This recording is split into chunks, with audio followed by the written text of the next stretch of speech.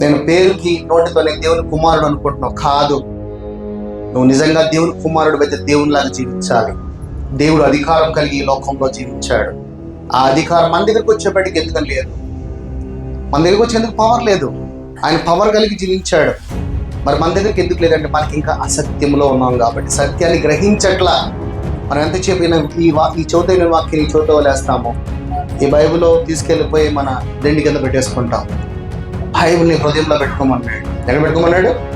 నీ హృదయంలో. ఎందుకంటే అది జీవము కలిగినది కాబట్టి ఆ వాక్యమును నీ హృదయంలో భద్రపరుచుకున్నాడు. ఆ హృదయమే దేవుని యొక్క రాజ్యము కాబట్టి, ఆ రాజ్యము నీతియు సమాధానము ఆనందమునై ఉన్నది కాబట్టి, నీవు సత్యమును తెలుసుకుంటే నీ మనసులో నువ్వు తిరిగి జన్మించి ఆత్మ ద్వారా మళ్ళీ ఆ రాజ్యములోకి ప్రవేశించు అంటున్నాడు. ఎందుకంటే ఆ రాజ్యములో శక్తి ఉంటది కాబట్టి నీ నోటిలో నుంచి జీవం కలిగిన మాటలు పలకమంటున్నాడు. నీకు వ్యతిరేకంగా నీ జీవితంలో ఏదైతే ఏ శత్రువైనా ఏ చీకటైనా కానీ నీకు ఇచ్చిన నీ నోటిలో పెట్టిన జీవం కలిగిన ఖడ్గపు కలిగిన మాటలు బట్టి అది నువ్వు సంహరించుకోవాలి.